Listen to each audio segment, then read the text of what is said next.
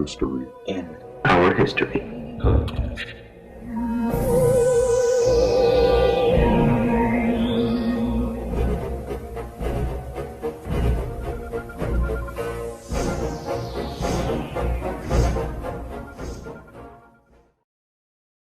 This is quite possibly the most frustrated I've ever been doing research on any of the topics that we've discussed and just in general in my lifetime. Why? What's frustrating about flat Earth? Yeah, tell me about it. What's that all irritating? Well, let's get this party started. All right. Hey everyone, thank you for listening to the Mystery in Our History podcast, where we take an in-depth look at all things urban legend and conspiracy theory related and how they came to be. I'm J.R. Supa, that's Chris Berry, and here we go. So we discussed this briefly in past episodes, and quite frankly, we haven't been too kind. At least I haven't been too kind. Chris has kind of agreed to me, but I've been the aggressor. Yeah.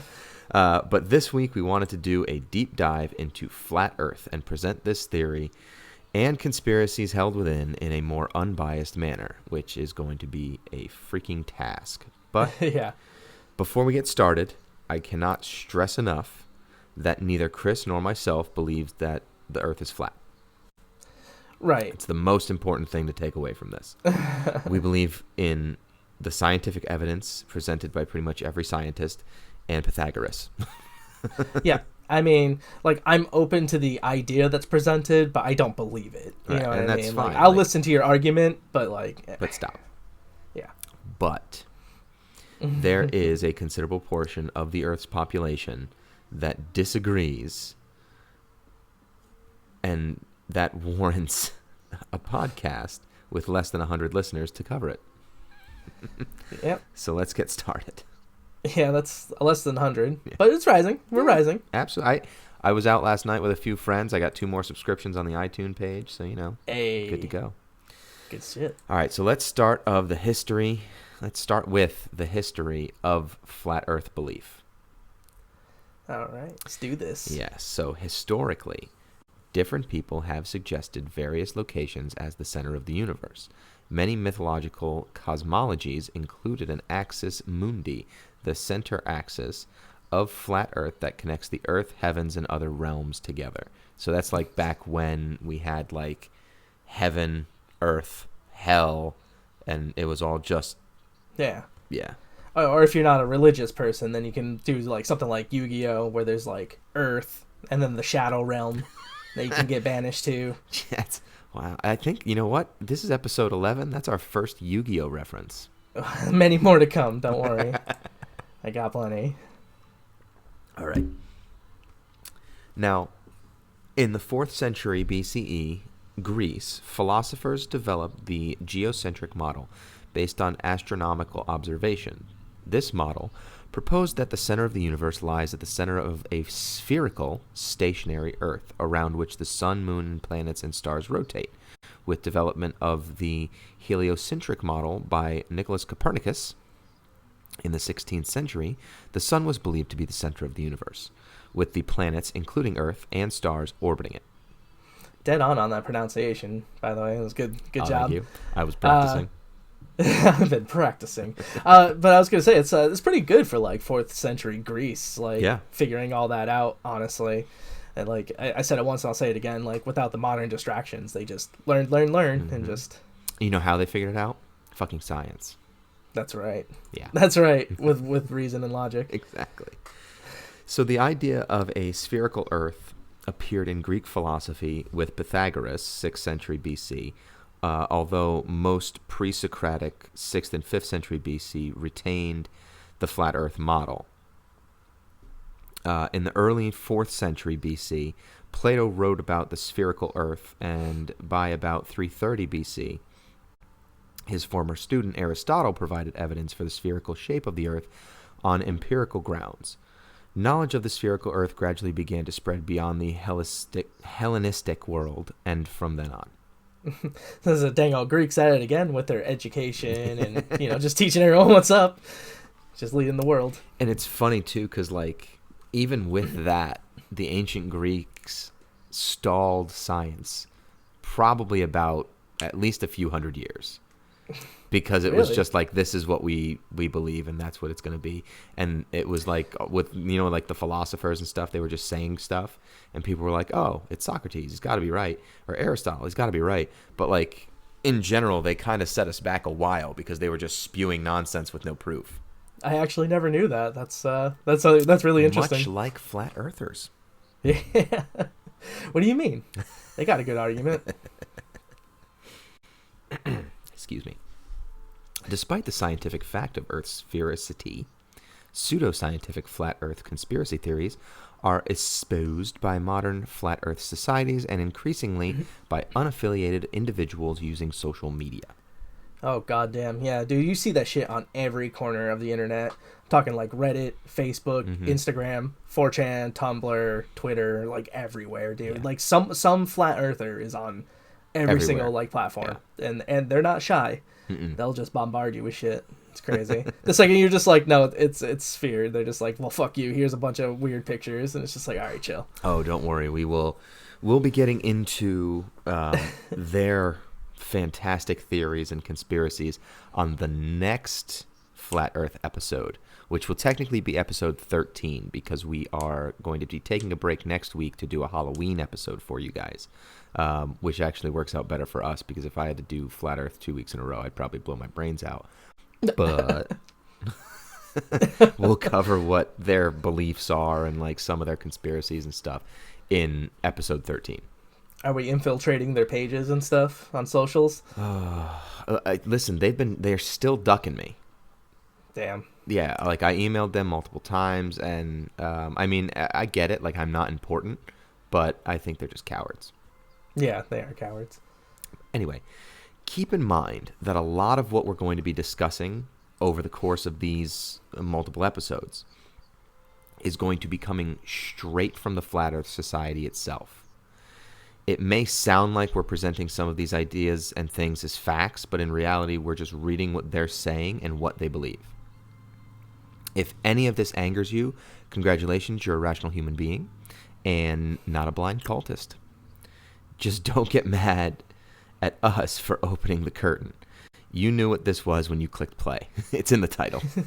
Right. But JR, what if this podcast makes another flat earth believer because of all the ironclad proof that they're about to present to us? If what I present causes someone to believe the earth is flat, I'll stop podcasting. That's not true. That's not true. I won't stop podcasting, but I will tell them they're fucking morons. There you go. That's a tall order. Yeah. So let's start with the Zetetic method. One of my favorite parts about Flat Earth. So before we get into everything that Flat Earthers believe and who the important figures and individuals in this cult, which is really what it is, are, we should first look at what they use to justify all of their beliefs. That would be the Zetetic method. What the hell is that, you ask? You should, because it's nonsense. But here we go anyway. Yeah, exactly. And like, come on, JR, you got to keep an open mind here, because you're gonna be convinced by the end of this. Chris, do you know what the Zetetic method is? No, Okay. Not at all. Here we go. Sounds like something you have to make up to win. So Fun fact. It's exactly what it is. The Zetetic method, an alternative to the scientific method, developed by a 19th century flat earther who we'll get into later, is a method in which sensory observations reign supreme. Flat Earth Society Vice President Michael Wilmore told Life's Little Mysteries, quote, broadly, the method places a lot of emphasis on reconciling empiricism and rationalism and making logical deductions based on empirical data, end quote. The Zetetic astronomy, the perception that Earth is flat, leads to the deduction that it must actually be flat. The anti-moon, NASA conspiracy, and all the rest are just rationalizations for how that might work in practice. Dude, I read the NASA anti-moon conspiracy, and I was like, dude, what's that? And then like I looked it up, and it's just moon landing deniers. I was just like, oh, You idiot. yeah, exactly. But man, the moon landing, what a weird one. Yeah. But Well, we'll cover the moon landing. Don't you worry. All right, perfect. Good. Yeah. So, quick side note. Wilmore and the Society's president, a 35-year-old Virginia-born Londoner named Daniel Shenton, both think the evidence for global warming is strong, despite much of its evidence coming from satellite data gathered by NASA. The kingpin of the round Earth conspiracy, according to them. They also accept evolution and most other mainstream tenets of science. That's so weird. It's just flat Earth. Yeah, it's like saying like I believe the JFK government narrative, but being like, oh, but 9/11 is just bonkers. Like I don't believe that. Like, how is there any logic behind that? So stupid. That, believe me. Now here's the crazy thing. I tried to find a definition for the zetetic method outside of the FES, which, by the way, FES is going to be referred to as Flat Earth Society. I just don't want to keep saying Flat Earth Society through this whole thing. That's fair. But I tried to find a definition outside of the FES for zetetic method and could not, because they created it. Like, there's no outside source other than, like, whatever is telling you what the zetetic method is getting it straight from them. Jeez. So this definition but that should means, be good. what that means is exactly what you said, Chris. These people actually made up a method to fit their needs. So as a result, all I have to give you is the FES's explanation of geneticism. Jesus. I can't wait to hear this. Oh, it's good stuff, man. Zeticism is the system of scientific inquiry. The word is derived from the Greek word zetio, which means to search or examine, to proceed only by inquiry. Sure. Yeah. Okay, fine. Yeah. So far, not bad, Yeah. right? Zeticism differs from the usual scientific method in that using zeticism, which I really hate that I have to keep saying this fucking word over and over again. Yeah. You just say Z. Yeah. If you want. Zeti. Using zeticism, one bases his or her conclusions on, by the way, according to the FES, it's actually his conclusions. Like, women aren't allowed, but I think that's just because they're chauvinistic, not because they're fucking actually sexist. I just tried to throw that in there to make it more PC. Using zeticism, one bases his or her conclusions on experimentation and observation rather than on an initial theory that is to be proved or disproved. So don't have an idea and then prove your idea. Notice something, and that's the law. Yeah, a zetetic great. forms the question, then immediately sets to work making observations and performing experiments to answer that question, rather than speculating on what the Right. answer might be, then testing that out. Okay, so taking out all scientific method. Correct. Great, got it. Perfect. 100% ignoring the man. scientific method. That's genius. I mean, why didn't I think of that? Would you like an example, Chris? Yeah, please. Here's I'm an dying example. for an example. In questioning the shape of the Earth, the zetetic does not make a hypothesis suggesting that the Earth is round or flat and then proceed testing that hypothesis. He or she skips that step and devises an experiment that will determine the shape of the Earth and bases his or her conclusion on the result of that experiment. Many feel this is a more reasonable method than the normal scientific method because it removes any preconceived notions and biases the formation of a hypothesis might cause and leaves the conclusion up entirely to what is observed. Wow. Yeah, I mean, I guess. Here's the thing, though. Like, I like beer and I like Cheerios, but, like, do I really need to have a zetetic experiment to mix the two and eat them together and discover I don't like mixing those two things together? Like, come on, man. That's so stupid. Or, like, can I just go on the notion that they're just going to taste like shit? Like, I feel like that's a pretty fair example of zetetic reasoning. It's so bad. My favorite part of that example is that they actually say many feel this is more reasonable. Many. Now, half the population. I can't remember because I didn't reread this outline and the other outline. Like, I've been working on all of these outlines So they're all just kind of melding together. So I can't remember what episode we're going to discuss the actual amount of flat earthers on this planet. But comparatively speaking, it's not many. Yeah. No. Like if you it's take like a small overall, fraction. if you take the overall population of the Earth and how many of them are flat earthers, it's not many. Jeez. Good. Yes. So let's discuss flat Earth in the modern era, shall we? Let's do it. Yeah. I apologize to Chris and all the listeners for just how disinterested I might seem in going through this, but I hate it so much. I hate everything about it, but I also it's like a combination of being frustrated because these fuckers ducked me, and the fact that I now had to sift through all of this nonsensical crap. Like, there'll be links when we get into it about like because they have a wiki. I swear to God, the Flat Earth Society site is ridiculous, and they have their own wiki. And that's so crazy, dude. Oh, dude, just going through this wiki one by one is just the worst thing ever. Like when you were saying, "Oh, can we bang out both like 2 episodes in a row?" I almost just responded with "fuck you, you read the wiki."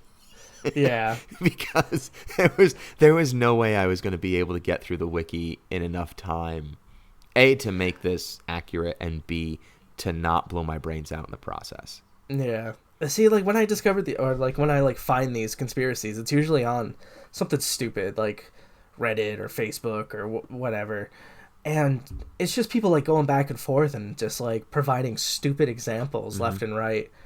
I don't know, welcome man. to Flat Earth, dude. Wait. That's why it's so hard to like research stuff like this, because like you have to just kind of be there in the moment when you have to it's sift happening. through the bullshit. It's terrible. Yep, exactly. This like any conspiracy that essentially denounces widely accepted science, things that have been proven over and over again.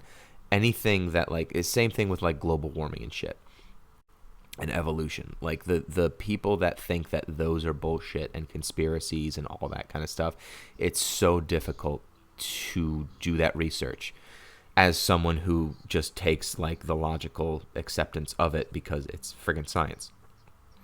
Right. Because it's just but also, it's mind numbing. I get it.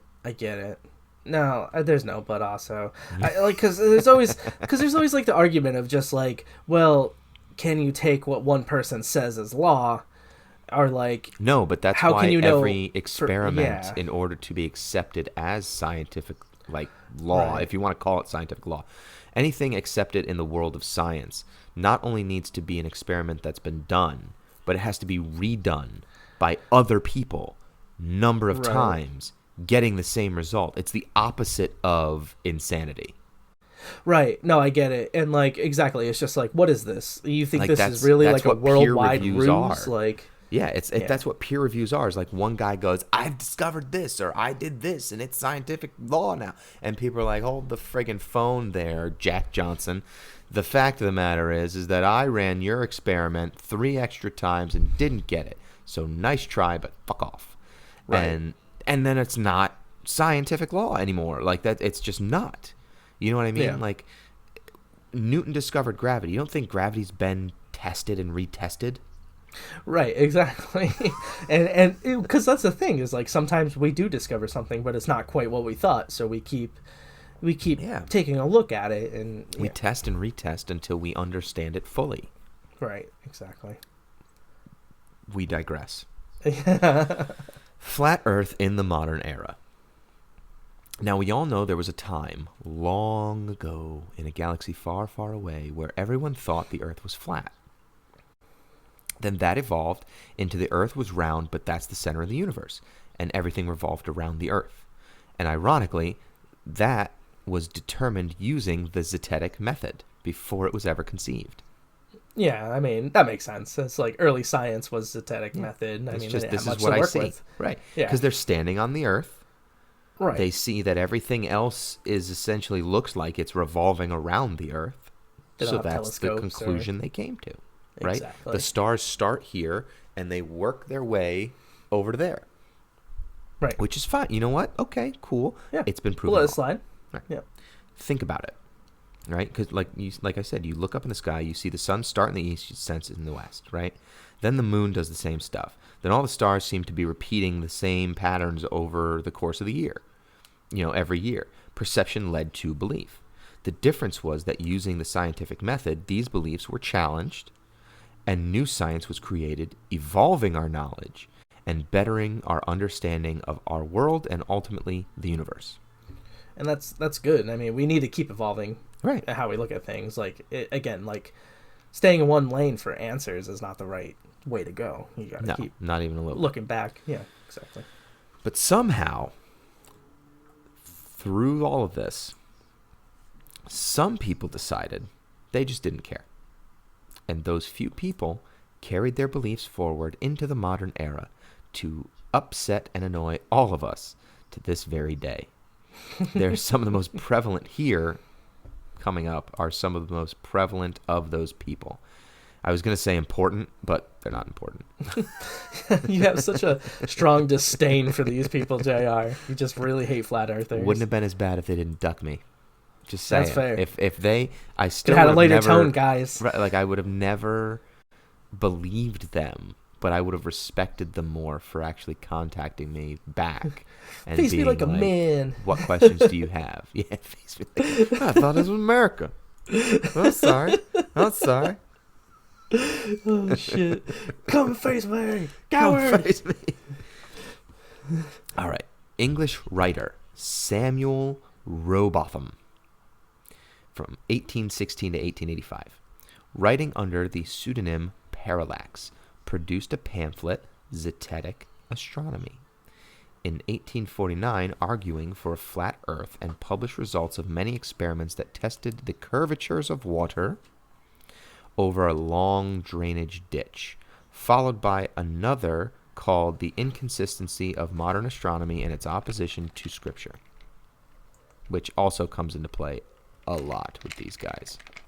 Big on Scripture. I love their scriptures. Yes. One of his supporters, John Hampden, lost a bet to Alfred Russel Wallace in the famous Bedford Level experiment, which attempted to prove it. In 1877, Hampden produced a book, The New Manual of Biblical Cosmography. Rowbotham also produced studies that purported to show the effects of the ships disappearing below the horizon could be explained by the laws of perspective in relation to the human eye, instead of the curvature of the Earth. In 1883, he founded Zetetic Societies in England and New York, to which he shipped 1,000 copies of Zetetic Astronomy. So essentially, he was just some dude trying to get people to read his nonsense. Right. Unlike Chris and I.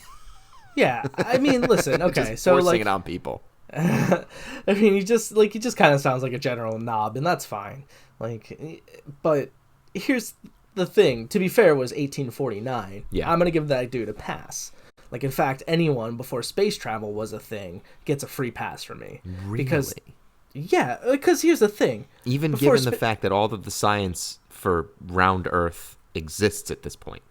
Yeah, because there's no real going to space and viewing with your eyes. Okay. That is a round Earth. Without, you know what I mean? I get that the science is there, but again, that's the argument of the case of, since the science is there, do we just blindly believe or? But again, maybe he's gonna get a free. Change your mind with the next guy. All right, maybe we'll no see. more free passes after this. This guy gets a free pass. Fair enough. William Carpenter, a printer originally from Greenwich, England, home of the Royal Observatory and center to the study of astronomy, was a supporter of Rowbotham. Carpenter published Theoretical Astronomy Examined and Exposed, proving the Earth not a globe, in 8 parts. 8 fucking parts. 8 parts, Jesus. From that sounds like light reading. 1864, under the name Common Sense. So original. Oh, smart dude. Real smart guy on our hands. Oh, common sense. Oh, that's my name. Fucking Shut the fuck bag up. of dicks. He later immigrated to Baltimore, of all places, where he published 100 proofs the Earth is not a globe in 1885. He wrote, quote, "There are rivers that flow for hundreds of miles towards the level of the sea without falling more than a few feet, notably the Nile, which in 1,000 miles falls but a foot. A level expanse of this extent is quite incompatible with the idea of Earth's convexity. It is therefore a reasonable proof that Earth is not a globe." End quote. As well as, quote, "If the Earth were a globe, a small model globe would be the very best because the truest thing for the navigator to take the sea with him. But such a thing as that is not known, which such a toy as a guide, the mariner would wreck his ship of a certainty. This is proof that Earth is not a globe." End quote. In other words, because we use maps, the Earth is flat. If we used globes, then the Earth would be a globe. Dude, fuck off. I mean, okay, again, this guy's going to get the small pass. He put the work in. I can't believe you. He put the work in. He put the work in. He did the river thing.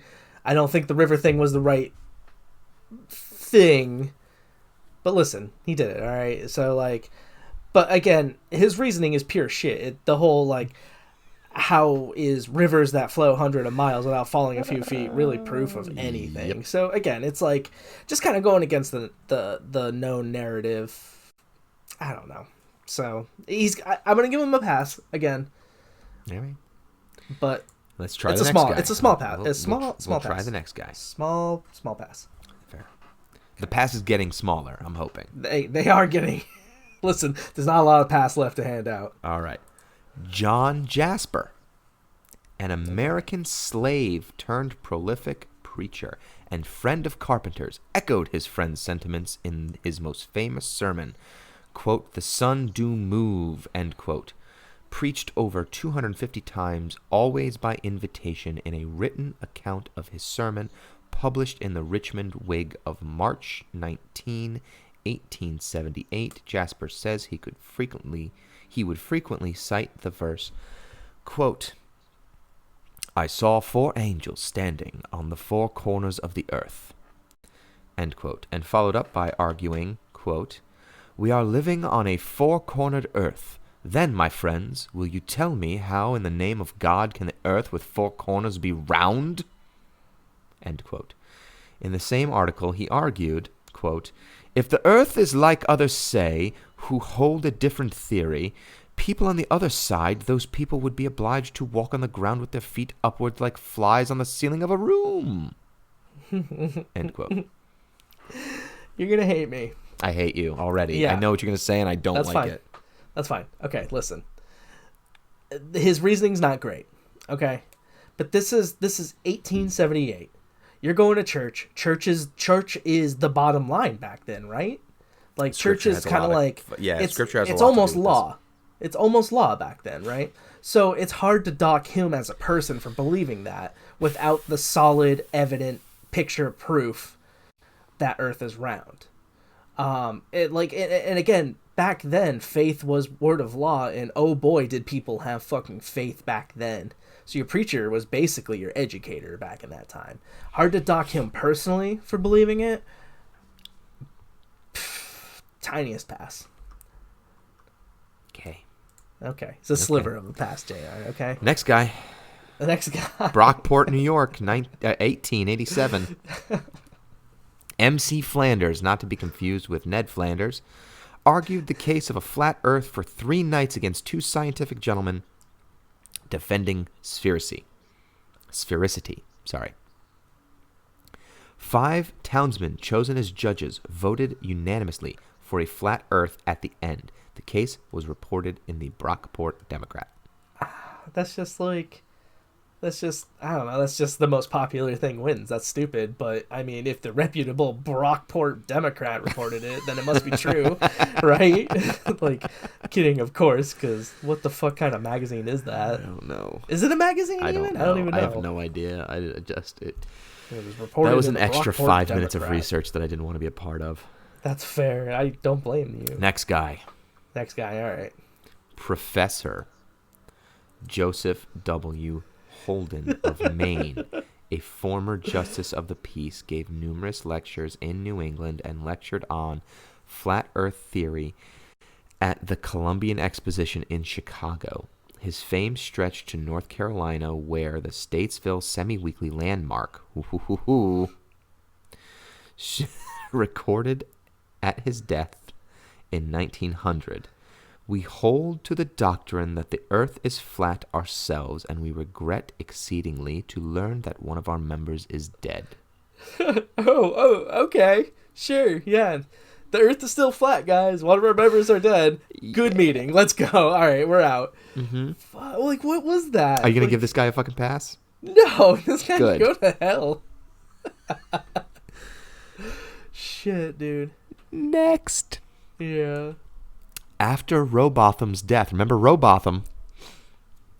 Lady Elizabeth Blount created the Universal Zetetic Society in 1893 in England and created a journal called Earth, Not a Globe Review, which sold for 2 pence. Sick. That's right, shave and haircut. 2 pence. Anyway, that's actually 2 bits, but that's beside the point. as well as another one called Earth, which only just Earth, Earth, which only lasted from 1901 to 1904. She held that the Bible was the unquestionable authority on the natural world and argued that one could not be a Christian and believe that the earth was a globe. Okay, I mean, I was in Catholic school for a long time, and I didn't get the flat earth part of it, but okay. Oh, they didn't throw that at you? Well-known members included E.W. Bullinger of the Trinitarian Bible Society, Edward Houghton, senior moderator in natural science in Trinity College, Dublin, and an archbishop. Sure. Yeah. She repeated Rowbotham's experiments, generating some interesting counter-experiments, but interest declined after the First World War, go figure. The movement gave rise to several books that argued for a flat, stationary Earth, including Terra Firma by David Wardlaw Scott. Okay, so I think it's very odd that being a Christian and believing in flat Earth seem to be a common trend. They seem to go hand in hand, yes. It's... And like, so, okay, again, I'm not at all religious, but does it say anywhere in the good book that the earth is flat, or is that just like super loose wording? I don't think they go into astrology that much, because I think like God was everywhere, and if you believe anything other than that, Satan has his hold on you. That's fair. So it's like the human garbage monsters interpret how they want that to fit their end goal. It's not really like, I mean, don't get me wrong, I haven't read the Bible cover to cover. Like I had 16 years of Catholic school to get my education on Christianity and Catholicism and other religions as well. But I don't remember anything about the earth being flat being actually in the Bible. Yeah. I could be wrong. And like, again, like I know it's not, again, repeating myself, I know it's not all Christians, I get it. But like, you know, there's some of like the diehards that are like, you know, they're going to use the wording so loosely and do stuff like damn homosexuals and stuff like that. But then the same concept. Jabroni knuckle dragger is there with an American cross flag tattoo and like a cross tattoo and a Punisher tattoo. And it's just like it says in there too that like you can't reach salvation with that because you've, you know, basically mutilated yourself. Yeah. So it's like you can't pick and choose. It's gotta, I don't know, dude. You're 100% anyway, right. I digress. Right. It drives me crazy because it's just, again, it's just like, use it as the guidelines it was supposed to be, right? Loose guidelines. Just like, be a better person. Leave other people alone. Just, anyway, end rant. Okay. In 1898, during his solo circumnavigation of the world, Joshua Slocum encountered a group of flat earthers in Durban, South Africa. That's right, it spread from England to South Africa. Great. Here we are. Yeah. 3 Boers, one of them a clergyman, presented Slocum with a pamphlet in which they set out to prove that the Earth was flat. Paul Kruger, president of the Transvaal Republic, advanced the same view. You don't mean round the world. It's impossible. You mean the world. You mean in the world? Impossible. It's, again, it's just like, sure, whatever. At the time, there was no way to look up or dispute it. You know what I mean? Like, you can't pull out your smartphone and fact check it. You're just Are you like, done with free whatever. passes yet? Are you still giving these guys free passes? Not really, but again, you bring it to Africa. How are you going to dispute it? You know what I mean? Someone's just coming over and being like, "Hey, look at these facts." But like England. At this time, people were literally trying to sail around the world. Like 1492, Columbus was trying to go that way to come this way to get to China. True. And he hit land and was like, What the fuck? This must be it. Oh wait, it's not. Like the Panama Canal exists so that you can literally just go right through North America and come back around. Anyway. That wasn't a free pass, by the way. I just want to be clear. Okay, fair enough. 1915 to 1942.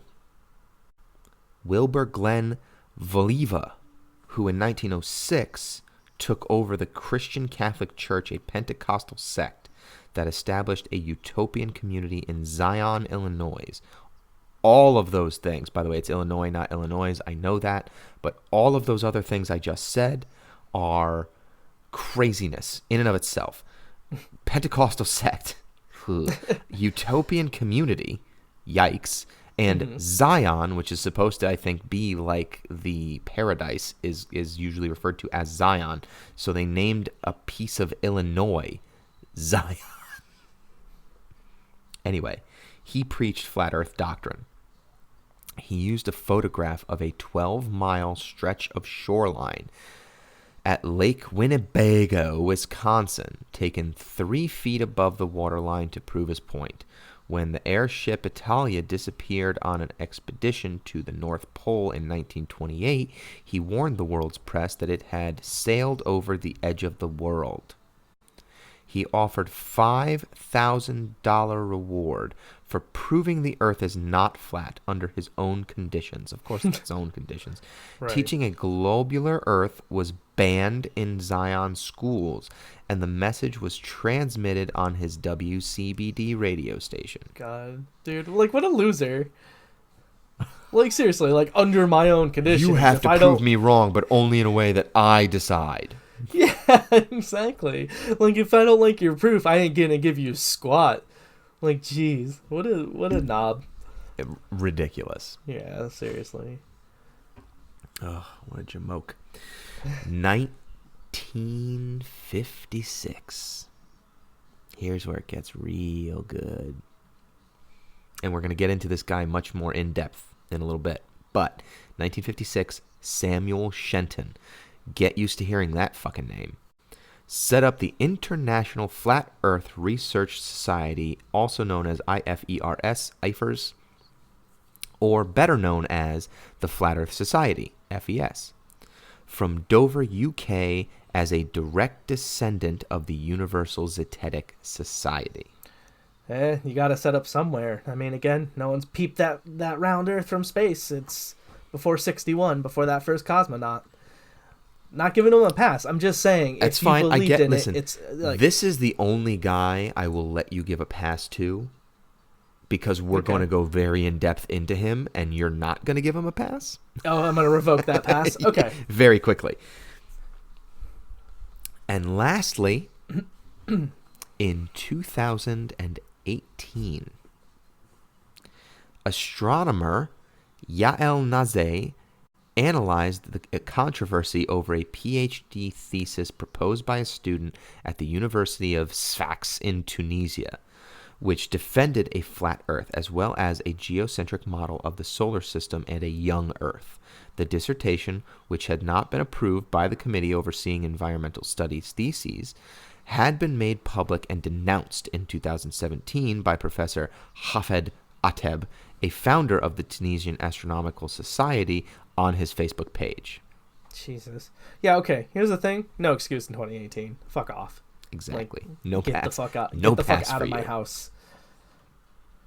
Of all of these jamokes that we've just talked about, the man we really want to focus on is Samuel Shenton, the biggest winner out of all of them. The man responsible for FES. So if you haven't rage quit this episode yet, but we're thinking about it, this is the guy that just might put you over the edge. Now, here's the craziest thing I think so far, and that is saying a lot. Yeah, like, please don't rage quit on us, guys. We're in this together now. But here is, so far, the craziest thing. The FES page only has half a paragraph on this guy. So here it is. Okay, here you go. Okay, yeah. Samuel Shenton, a fellow of the Royal Astronomical Society and the Royal Geographic Society, founded the Flat Earth Society in 1956 after renaming it from the Universal Zetetic Society. He led the Flat Earth Society from its founding in 56 until his death in 71, at which time leadership passed to Charles K. Johnson. Shenton collected material, gave lecture, and generated publicity for the society so that by his death in 1971, the society had over 100 members.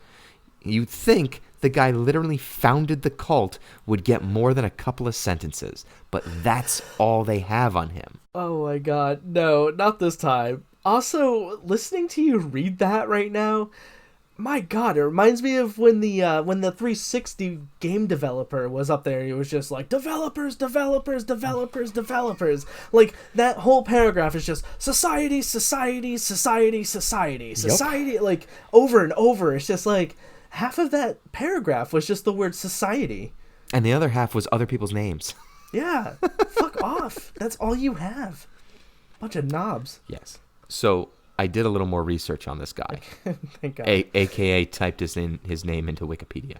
Yeah, that's all he deserves. Yeah. And here's what we got. So, take it with a grain of salt because I'm sure the Flat Earth Society had a lot to do with his Wikipedia page too. Born 1903. Died 1971. That's it. Oh. No, I'm kidding. Oh, okay. I mean, the lifespan's pretty good for that time period. Yeah, I mean, it's that's not all I bad. got. Modern medicine, he's what, 68? Yeah, he's doing pretty all right. Quick maths? quick maths. Yes. Okay, so Samuel Shenton started out as a sign writer who lived with his wife Lillian in a ginger brick terrace in suburban Dover. Why is that important? I don't know, nor do I care, but here we go. He's the son of an army sergeant major, born in Great Yarmouth, and by the 1920s claimed to have invented an airship that would rise into the atmosphere and remain stationary until the Earth spun westward at 1,000 kilometers an hour or 620 miles an hour to the desired destination at the same latitude. Shenton could not understand why someone had not previously thought of his idea until he discovered it. In the reading room of the British Library at Bloomsbury, that Archbishop Stevens, a friend of Lady Blount, don't forget her, the founder of the Universal Zetetic Society, had suggested an aircraft design similar to his own.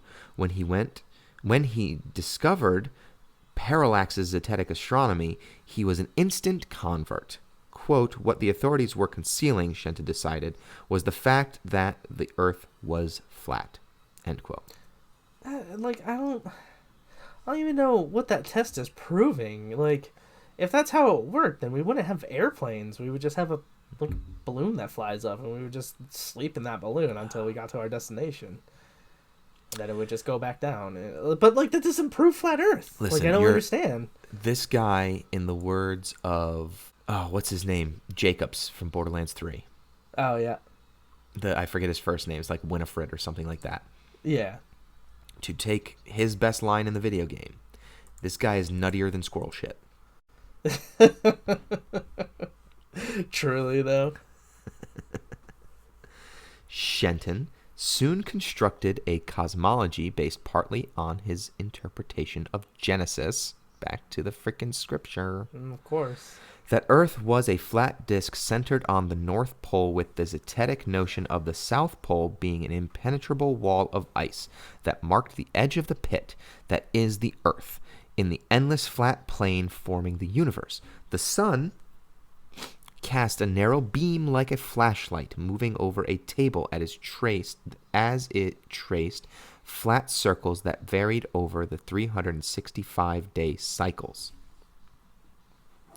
The sun is, according to them, 32 miles in diameter, 3,000 miles above the Earth, and the moon is also 32 miles in diameter, but only 2,550 miles above the Earth.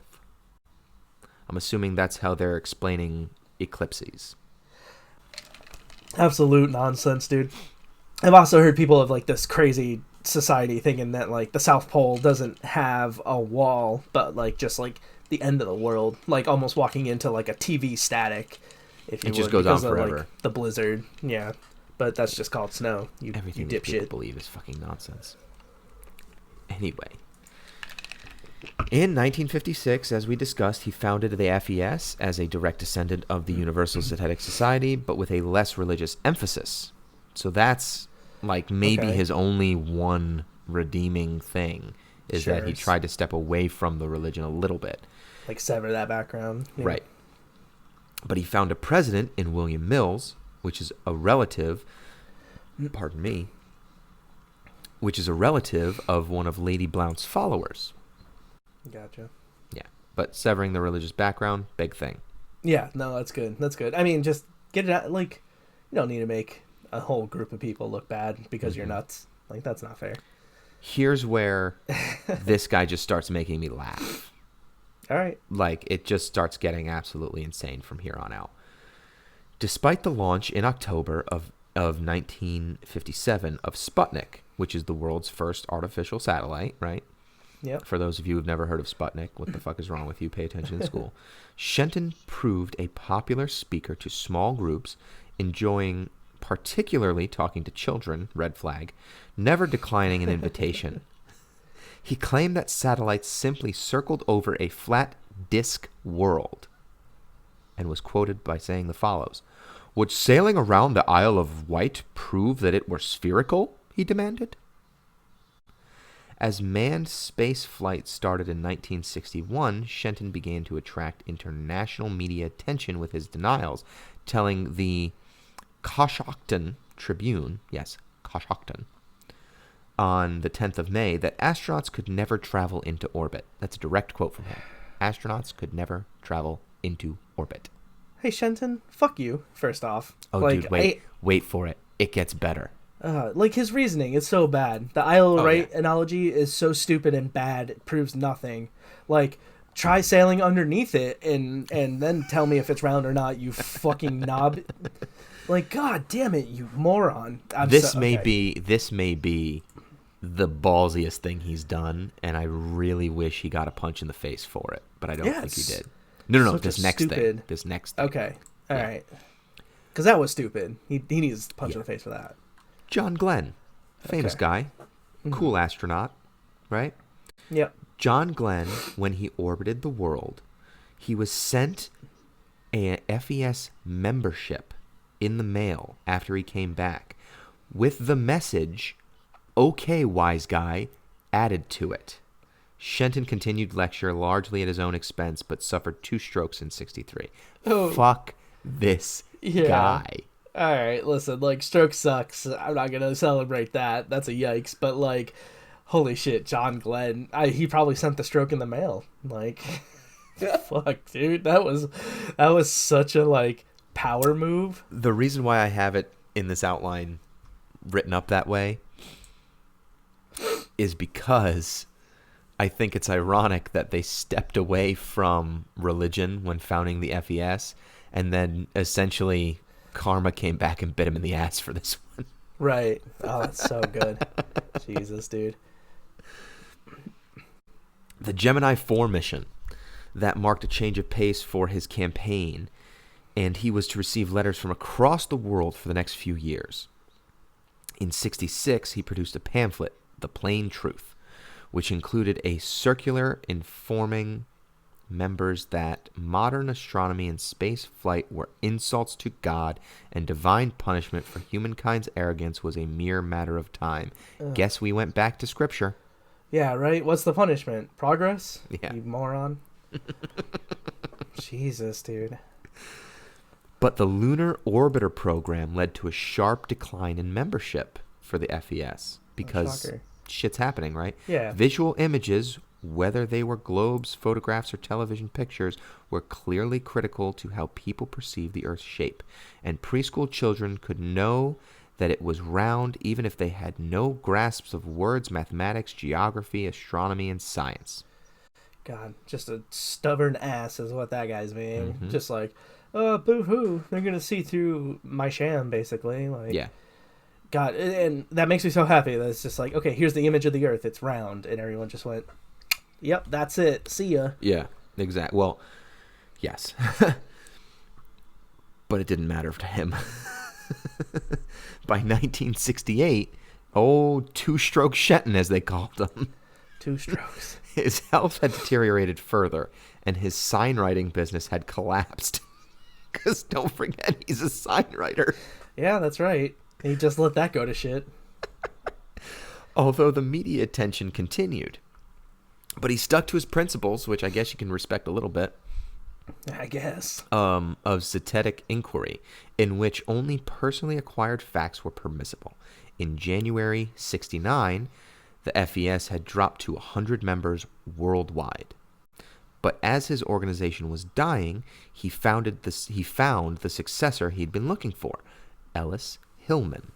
A lecturer and member of the Greater London Council agreed to be president of the FES with the encouragement of Patrick Moore. 18 months later, Shenton had died, but he did what he set out to do. He created a cult that still believes the Earth is flat. And what's more disheartening, they made a comeback from having only 100 members. That's sad. Now, okay, so we talked about this earlier. Yeah. I could not find anything in my research that gave an actual number of members currently in the FES. That's one of the things that I was trying to get from them in an interview that they ignored me. Cowards. But it was as low as 100, and the highest number I could find was 3,000. Okay? And all of these people are all over the world, which you can insert your facepalm emoji here. Yeah. But why? Why do people believe this? What exactly is it that they believe besides just that the Earth is flat? And how do they explain some of the science out there that essentially just proves them wrong? Well, okay. Against my better judgment, I'm going to play devil's advocate here. I want a divorce. That's fair. I'm going to play devil's advocate, and I'm going to defend Flat Earth Society. My defense for them is that, again, before 1961, where there was dead-ass proof out there that the Earth was not flat, it was just people theorizing left and right. Again, the science based going on back nonsense science, but yes. Right. And again, it's theories going back and forth, everyone throwing theories back, but there was no solid concrete proof back then. There was no visual like, hey, we're sending this back to Earth. Here we are taking pictures of the Earth. Okay. So there was really no a solid way to prove one way or another. Again, that's just where I sit on that. But space was just kind of like a dream back then, and people can only fantasize about what lies out there. So I can easily see why people would believe the Earth is flat as well. I also have a defense for people who still believe it to this day, but I will save that for the next episode. Well, that leads us to, again, why do people believe this? What exactly is it do they believe? And how do they explain some of the science, right? Because people have gone up to space, they've taken the pictures, they've come back. And all of the science now is just telling them that they're wrong. Well, that's where we're going to pick up on the next episode. Yep. So, exactly. Cliffhanger, yay! Now we get to get the nitty-gritty science behind it. Correct. It's going to be fun. It's going to suck. If you have any urban legends or conspiracy theories that you think we should cover, feel free to email us at 4guysmedianetwork@gmail.com. Please make sure to subscribe and rate us on iTunes. Click the like and subscribe icons on YouTube on the 4 Guys Media Network page, or check us out on SoundCloud by searching MIOH Pod, all one word. Thanks for listening, and we will see you next time on the Mystery in Our History podcast. Bye. See ya.